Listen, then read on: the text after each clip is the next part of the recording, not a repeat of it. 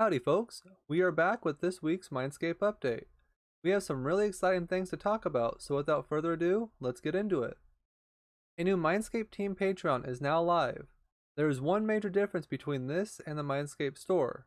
Any store purchases go towards the server directly, but if you become a Patreon here, you will be directly supporting the MineScape team who works in the background to make this server a reality. There are 3 different membership levels for you to choose from. The first is exclusive. Here you will gain exclusive access to the development preview channels on the MineScape Discord. The second is Backer. Join this and you'll gain access to the new Patreon Backer server, where you can test new features before they go live on the main server. Lastly, we have Supporter. Join this and you'll receive an exclusive Patreon cosmetic each month, and you will have a say on the next path taken in the MineScape roadmap. Each membership level has the benefits of the one before it, and with that said, you can find the link to the MineScape team Patreon in the description below.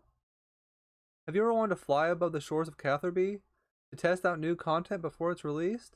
Well, this is your chance. As stated before, all backer and supporter Patreons will have access to such a world. Join other players and roam the world of MineScape in ways you'd never thought possible. Now we're going to backstep a little bit here into last week's release of the farming skill. Some things weren't yet implemented or weren't working, like trees, fruit trees, and you weren't able to pick red berry bushes. So over the last week, the team has been hard at work, and now many of those things are up and running. Players now have the ability to plant and harvest trees around MineScape for some very good experience. The available locations are as followed: west of Lumbridge Castle, Barrock Castle Courtyard, Baldor Park, and lastly, Taverley. Currently, there is only one fruit tree patch accessible in MineScape, and that is east of Catherby, just off the beach and next to White Wolf Mountain. Players can now use the bought baskets and sacks that you can get from the shopkeepers near the farming patches. This allows you to store many types of produce in either a basket like strawberries or a sack like potatoes.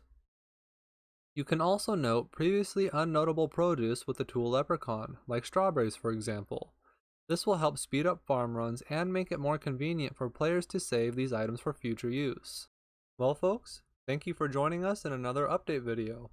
On behalf of the MineScape team, we all thank you for your continued support. Until next time.